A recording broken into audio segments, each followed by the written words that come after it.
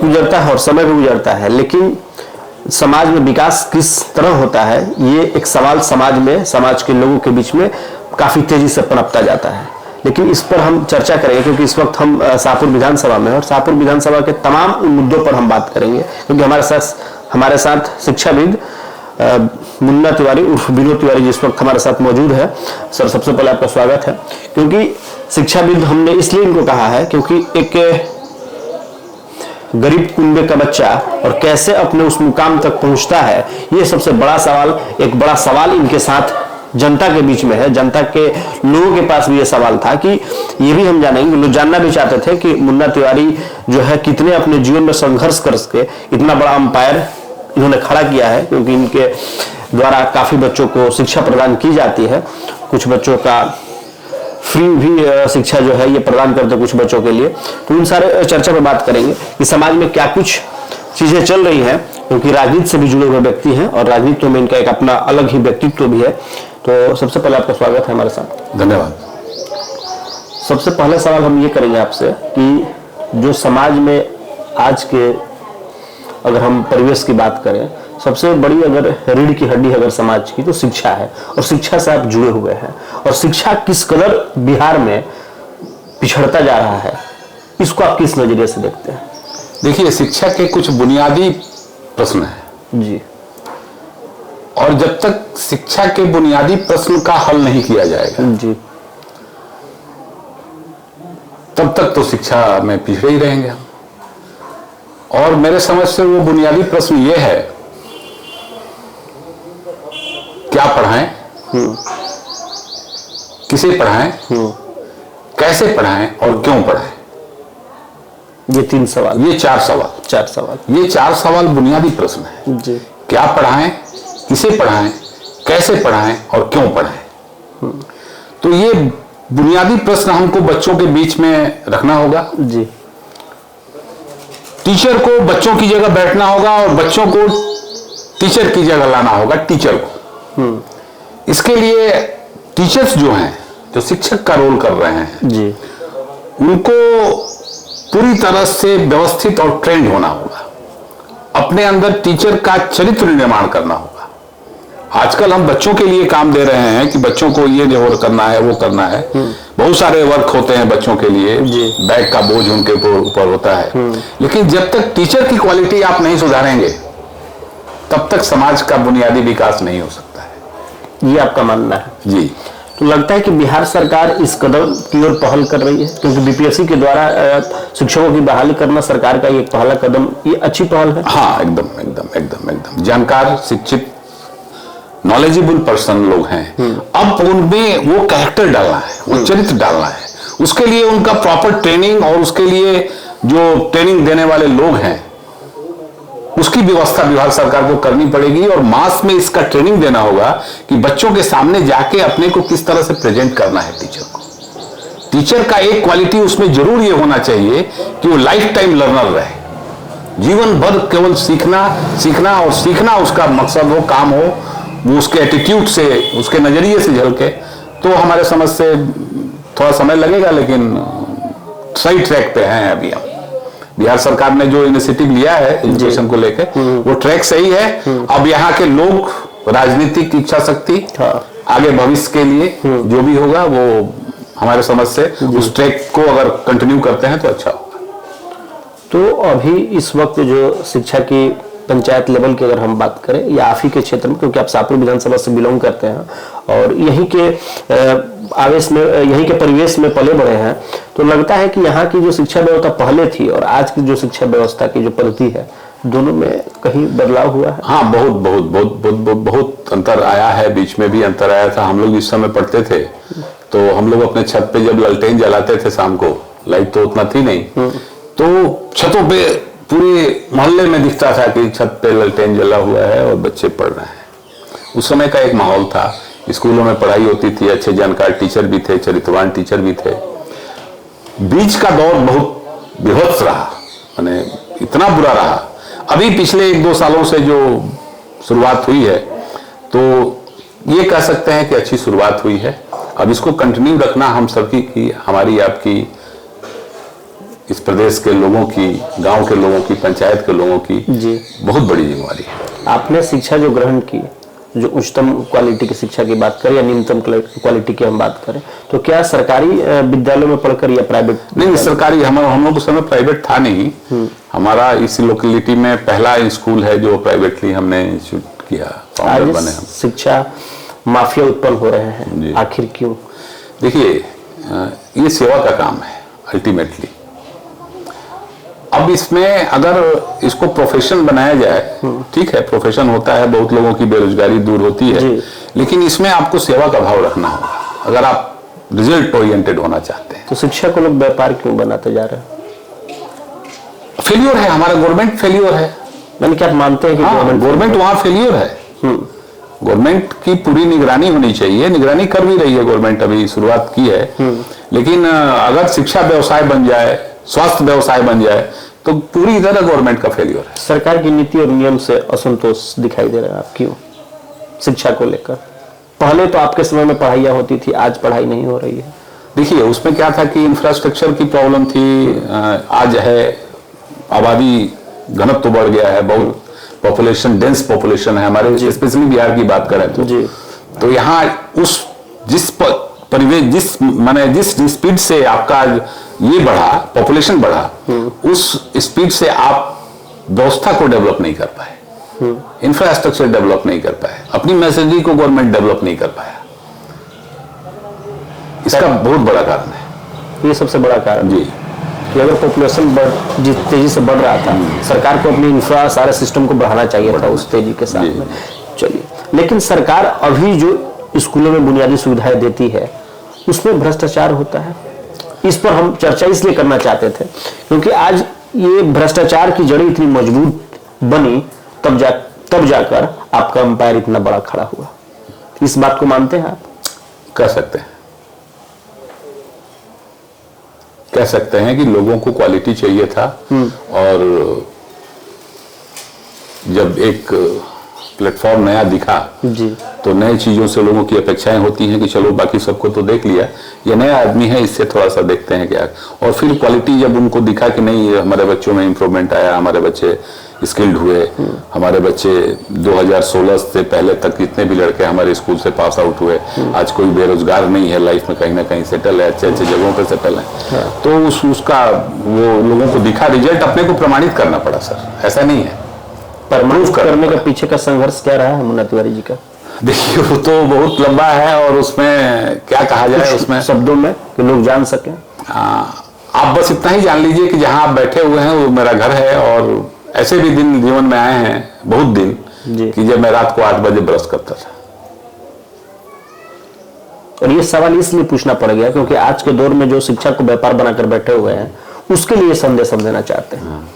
नहीं, होता क्या था कि जब से गाड़ियां अपनी नहीं थी, कम रिसोर्सेज में बड़ी सोच के साथ काम कर रहे थे, तो गाड़ियां अपनी नहीं थी, किराए की गाड़ियां थी, बच्चों की छुट्टी हो गई, स्कूल में ट्रांसपोर्ट जो देख रहा है, गाड़ी जो चलाने वाला है, वो कई साटा में उसको ज्यादा पैसा मिल गया, वो गाड़ी लेके चला गया। अब छुट्टियों में बच्चों को आप घर पहुंचाना है, लेट हो रहा है, एक बस के बच्चे हैं, आपके पास एक 2 व्हीलर मोटरसाइकिल है, उससे आप बार बार 4-4, 5-5, 3-3 करके बैठा पहुंचा रहे हैं। ऐसा भी समय आया कि 8 बजे रात को आपने ब्रश नहीं किया है सुबह से, और 8 बजे रात को जिस गार्जियन को बच्चा दे रहे हैं आप, जी सर, पूरा गांव में कर रहे हैं, पूरे गांव में, वो गार्जियन का कौन सा भाषा होगा आपके लिए, आप इमेजिन कर सकते हैं। जिस बच्चे को आपने सुबह स्कूल में लिया है, बढ़िया से तैयार करके मम्मी टिफिन दे के घर भेजी है, स्कूल भेजी है, और वो बच्चा 8 बजे रात को फाउंडर जाके पहुंचा रहा है अपने अभाव में, तो बहुत संघर्ष हुआ है, और जीवन में वो सिखाता है सर। क्योंकि आपका जो क्षेत्र रहा है वो ऐसे क्षेत्र है जो काफी महीने बाढ़ से ग्रस्त रहते हैं, तो वैसे में बच्चों तक शिक्षा पहुंचाना कितना बड़ा चैलेंज रहा है आपके लिए? देखिए, उसमें बाढ़ ज्यादा तो नहीं, 15-20 दिन का असर तो जब भी बाढ़ आता है तो होता है कि बच्चे सारे प्रेजेंट नहीं हो पाते हैं, क्योंकि हम नैनीजोर और ये करनायपुर से नीचे के गांव, इसरपुरा वगैरह जितने भी हैं, जमलपुर तरफ के भी बच्चे हमारे यहाँ आते हैं, तो वहाँ जब तक रोड पे सड़क पे पानी होती है तो बच्चे आ नहीं पाते हैं, तो उनके लिए फिर हम लोग स्कूल टाइम के बाद एडिशनल क्लासेस अरेंज करते हैं, जो सिलेबस उनका पीछे छूट जाता है। तो उस पर काम करने की नीयत होती है कि भाई बच्चा जो मिस किया है वो हम कंप्लीट कराएंगे, वो हमारी जिम्मेवारी है। तो उसमें टीचर का सहयोग लेके हम लोग काम करते हैं। कितने जो लोग हैं, जो पेरेंट्स हैं गैर जीवन, उनका सिर्फ और सिर्फ एक ही व्यवसाय है खेती, और खेती की क्या स्थिति रहती है आपके क्षेत्र में ये बखूबी आप जानते हैं। वैसे में लोग कैसे फीस अपनी पढ़ाई के लिए जमा नहीं, उसमें देखिए, उसमें तो हम लोगों को इसका सफर करना पड़ता है। 10-20% आप अमाउंट मान के चलिए। बहुत सारे बच्चे फीस के चलते, फीस पे बहुत ज्यादा स्ट्रिक्ट भी हम लोग नहीं हो पाते हैं, इसलिए कि अब सब लोग जुड़ा हुआ है। मैं चूंकि इस गांव का रहने वाला हूं और एक सोशल कंसर्न है लोगों के साथ, तो सब लोग एक दूसरे के साथ जुड़े हुए हैं। तो कोई ना कोई बात आती है जिसमें हम लोगों को कंसीडर करना पड़ता है फीस को लेकर, और इसमें बहुत नुकसान होती है फाइनेंशियली संस्थान को। बच्चों का भी नुकसान होता है, क्योंकि बहुत ज्यादा फीस ऐड हो गया तो अब गार्जियन को लगता है कि चलो यहाँ से स्केप करके किसी दूसरे स्कूल में बच्चे का नाम लिखा देते हैं, वो दे नहीं पाता है। तो इससे बच्चे का भी नुकसान होता है और स्कूल का भी नुकसान होता है, और ये प्रत्येक साल होता है। इसमें हम लोग इस साल कोशिश कर रहे हैं कि थोड़ा कमी आए।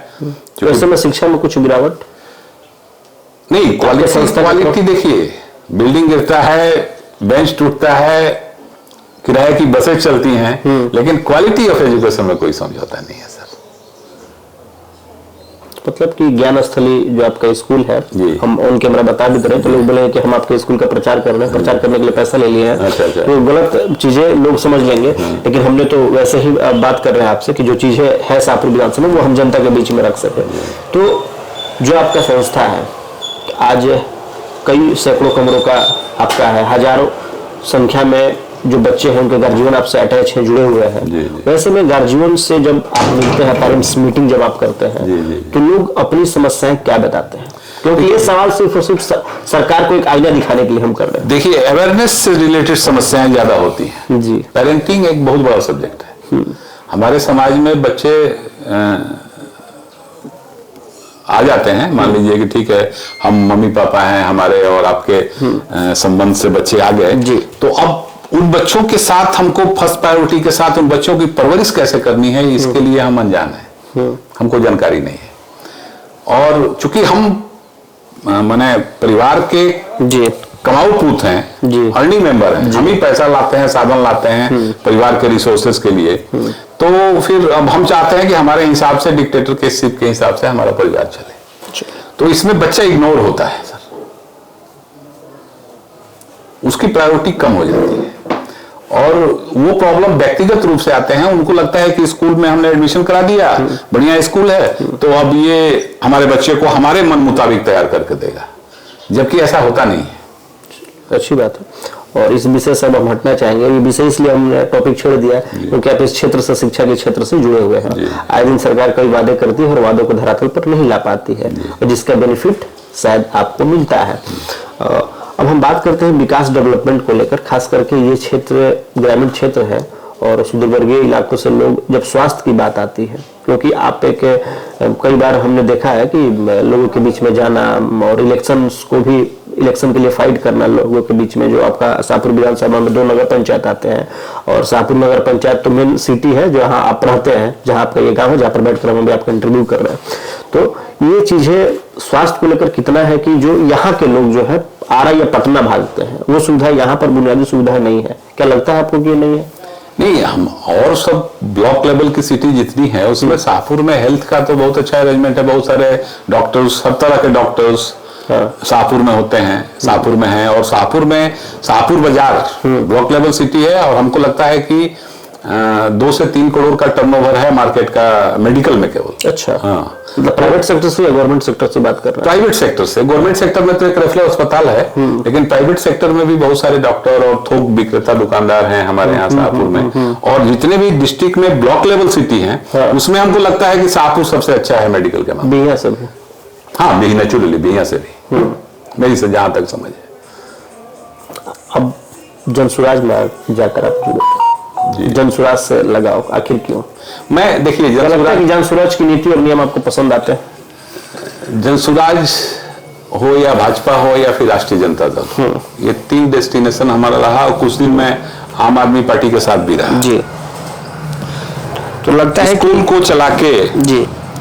और जब मैं लोगों को ये समझा पाया, क्योंकि मैं स्कूल जब शुरू किया था 97 में, तो उस समय मैं काफी लोगों का कर्जदार था इस गांव। जी। तो मैं लोगों को यह समझा रहा था कि देखिए और कोई दूसरा रास्ता नहीं है मेरे पास, मैं जब तक स्कूल चलाऊंगा नहीं तब तक आपको लौटा नहीं सकता। हाँ सही बात है। तो वो कर्ज इतनी सी इस अमाउंट में था हमारे ऊपर कि लोग इमेजिन ही नहीं कर पाते थे कि शाहपुर में रह के इतना पैसा कोई कमा सकता है। तो उसमें हमारे संघर्ष किया हमने, जिनका कर्ज था उनके साथ लड़ाई किया, उनके साथ झगड़ा किया, उनसे बात की हर तरह से, और मैंने प्रूव किया अपने आप को। राजनीति में आने का मन क्यों बना लिया? जब स्कूल चला और वो कर्ज मीट हुआ और आर्थिक आजादी हमें भी मिली कि हमें जो मन करता है, जो फाइनेंशियली इंडिपेंडेंसी हमको है, हमारे परिवार को है, कि हाँ चलो भाई जो भी जितना जो मन करता है वो हम लोग कर लेते हैं आजादी से जी। और इससे बहुत ज्यादा उम्मीद भी नहीं थी, क्योंकि लोगों का तो मानना था कि हम कोलैप्स कर गए हैं, हम खत्म हो गए हैं, इस गांव में हमारा अस्तित्व बचा ही नहीं है। अच्छा। और वहां से फिर उसी गांव में मैं खड़ा होके और इतनी आजादी में रहूं कि लोगों को ये लगे कि अब तो सब बहुत पैसा ही इनके पास है जी। जबकि ऐसा सच्चाई नहीं होता है।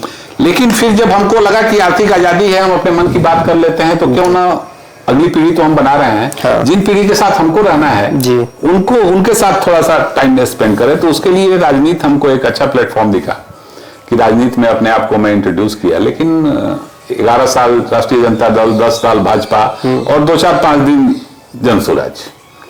इतने साल दो पार्टियों को दिए, 2-4-5 दिन जनसुराज को। हाँ। कारण क्या रहा? अब समझ आ गई हमको कि भाई क्या है, वो उसी ट्रैक पे हैं सारे राजनीतिक पार्टियां जो बिहार में आ रही हैं।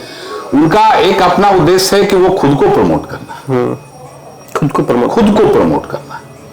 तो लगता है 1952 वाली जो राजनीति थी, जो शाहपुर विधानसभा, और यहाँ राजनीति करने की जरूरत है कि जनता को प्रमोट करना।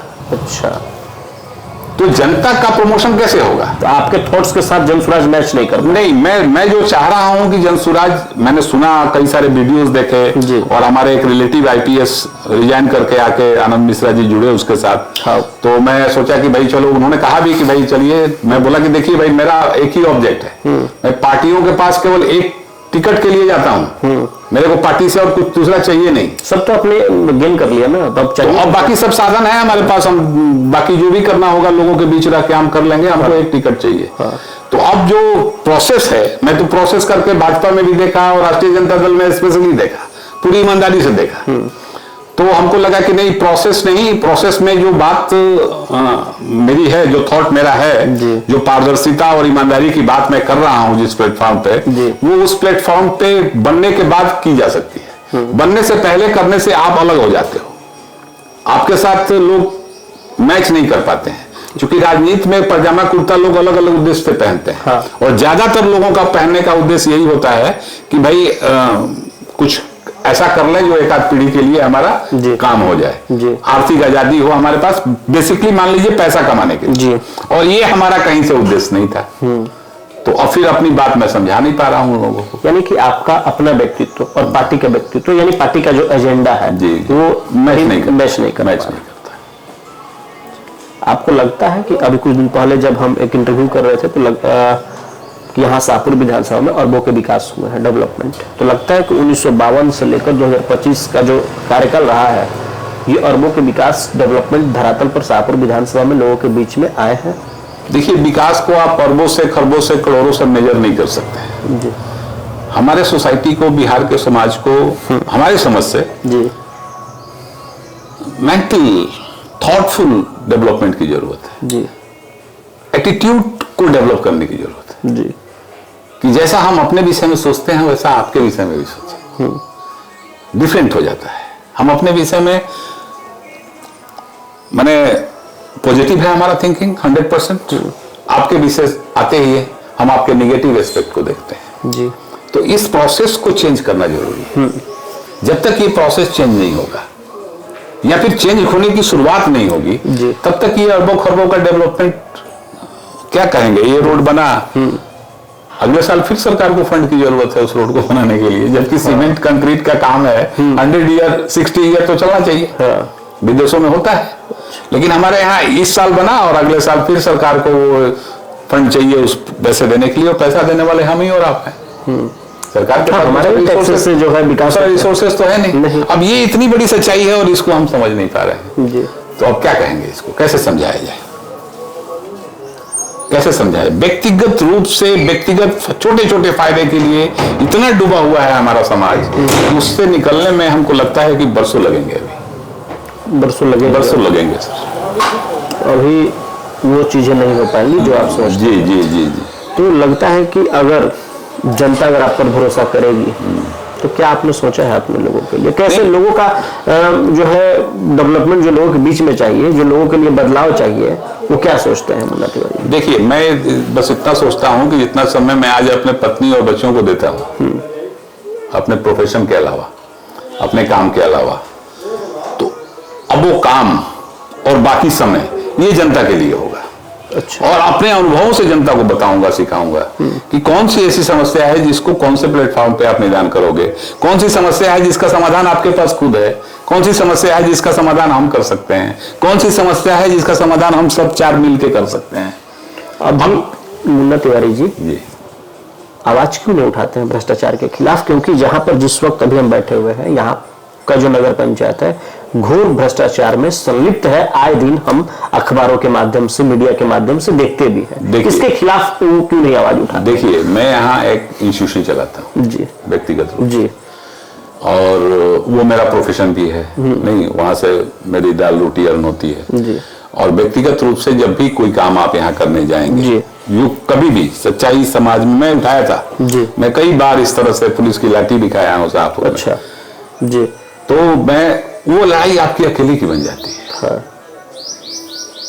आपके साथ बैठने वाले लोग भी यही कहेंगे कि क्या जरूरत था इस लफड़ा में जाने का। उनको ये पता नहीं है कि ये लफड़ा आपके घर में भी घुसने वाला है। तो मेरे घर में घुसेगा तो हम देखेंगे, तब तक हम वेट एंड वॉच कर रहे हैं। अच्छा, लोग वेट एंड इंतजार करने वाले को वो सारी चीजें मिलती हैं जो संघर्ष करने वाले छोड़ देते हैं।